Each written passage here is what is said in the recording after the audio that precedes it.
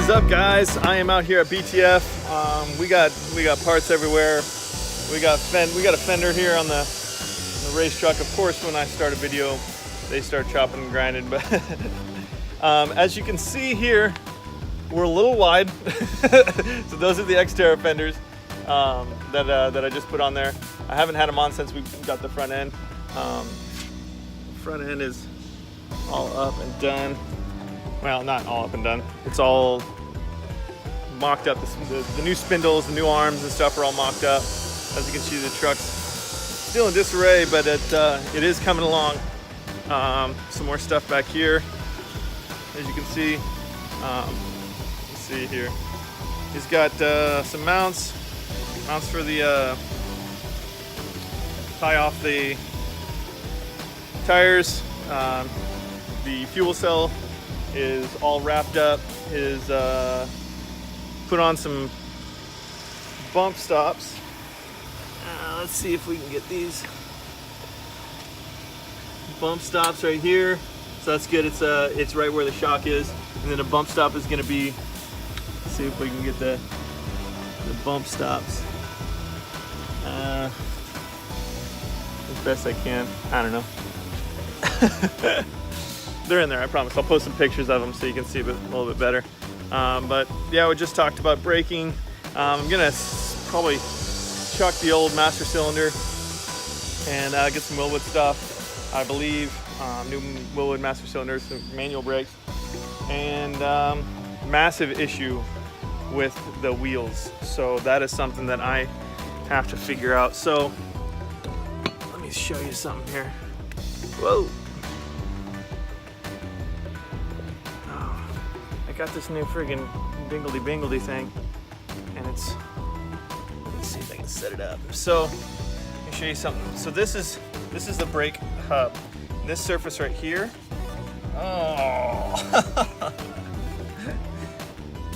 I think my battery's dying on this thing or something. Let's see if it'll do it. Nope. I'm gonna have to show you El Manuel without my. This thing's cool and all, but it's not working. So let me show you what we got going. So if you see right here, the mounting surface on like stock brakes, the mounting surface and this portion right here are very close. There's not a lot of space right here. A lot of times this space is a lot bigger on a lot of wheels and whatnot. And so the brake sits inside of this hub face. So what happens is when these wheels that I got, these KMCs, I got them custom drilled, but there's a problem because the mounting face sits here and then this hits the wheel on the inside. So just in the interim to wheel it around and stuff like that, I'm going to put a little spacer on there just to get it going around. But yeah, I don't know what I'm going to do yet. Maybe if you guys have some ideas, I may need to put some kind of different brake on there. I don't know. It's going to have to be a really thin outer brake base. So where so it's a pad, and then this portion right here is just very thin. Maybe Willwood sells something, or there's another brake company I can't remember. Stillen makes brakes for them, but it definitely can't be like a big outer piston design. It has to be like a very short design. So that's a big hurdle. In hindsight, I should have just gone race hubs and switch the rear axles out. I probably would have been out the same amount of money, but we already had the full spindles built and stuff like that, so now I'm gonna have to figure that out. So also we cut the rear, not the doors yet because we're still figuring out. The door pinch seam is gonna be right there.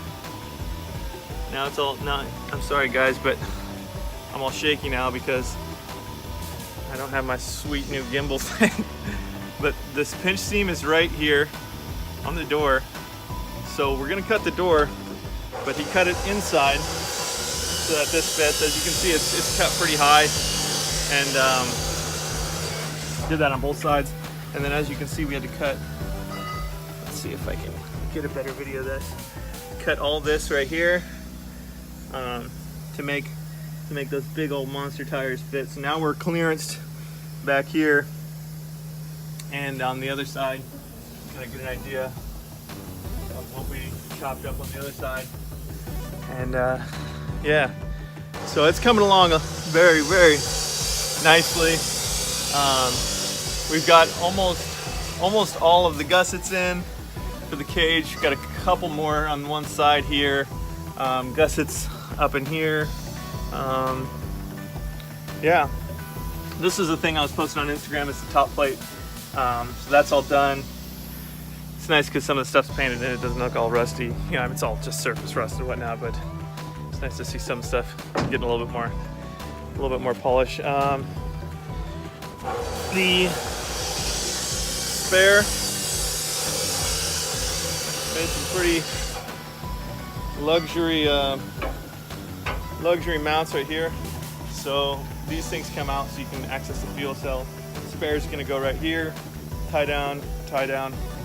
So you got two spares right there, and then these will come out. This is something that fabbers do.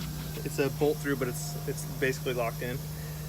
So if I need to get into the fuel cell and when I need to get back here to work on it, you just unbolt that, and there's two of those. That's pretty sweet. Ran it doing the things. Also some things we were talking about that we're gonna need to do. This side is still stock. He has everything for this side, but he has that the other side was we were fabbing everything up and getting all the clearances right. The brake booster, this is actually set back from the factory. There's a spacer behind it, which is this, and this is set back, but it's still really short on space in here because we're gonna have an engine cage coming. So the engine cage is gonna come through here, and then there's gonna be a piece coming through here as well. That's gonna go down to the frame. So it's gonna get really tight in there with all that stuff. Also, we were looking at the radiator. Originally, I was gonna try and keep as much stuff stock as possible, but that doesn't really work. So come this way. So this radiator, as you can see, this is a Griffin radiator. It's not stock, but as you can see, it kind of sits way lower than this frame rail. So we're gonna order a radiator that sits up in here, in between the frame rails. So it's gonna lose a little bit of radiator right here. I'm not too worried because the stock radiator runs with the air conditioning in front of it, the condenser, evaporator, condenser. God, I always think it's a condenser. I always get those mixed up. So it's actually going to flow just as good, just from what I can tell. We shouldn't have any problems with that. And I'm covering half of the video. Other than that, there's a lot of work to be done, but Brandon's been plugging away a lot at it. Like I said, the back end is really just a little bit of just some support brackets to the body to keep the body locked in the back with the frame, and then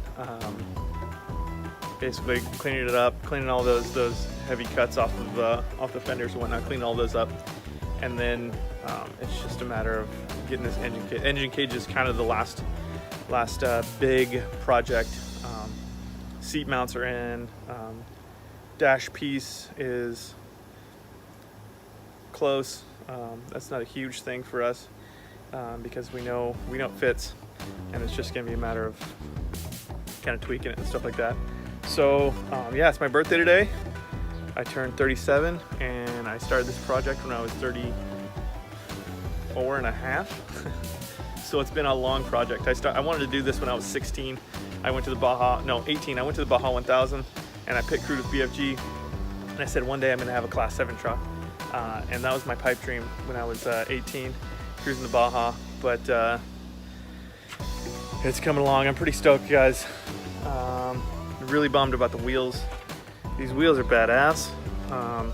Also, they're custom drilled, and now they basically don't fit anything because the bolt pattern is like pretty much Nissan specific truck, and the back spacing isn't correct. So back to the drawing board on those. I may have to get them machined. I mean, it's a super thick wheel, so they may be able to take some of that off.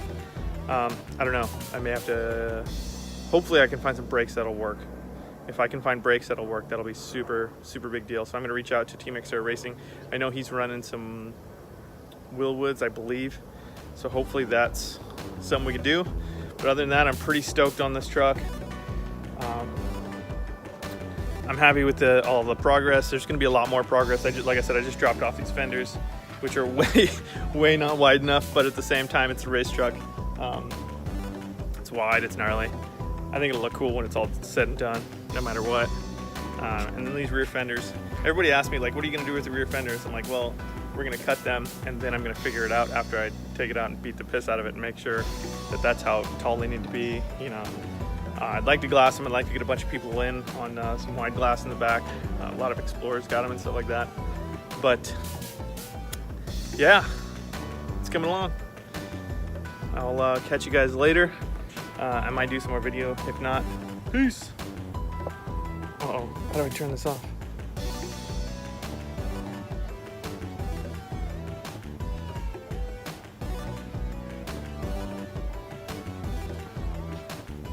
And as you can see, a lot further along than the kind of the preliminary throw together that we had going earlier. But yeah, we got, you know, full custom spindle, some serious tie rods here, really beefy upper arm. I know you can see it's kind of tight right here. This is not where it bumps. This is finding out where the exact maximum down travel is.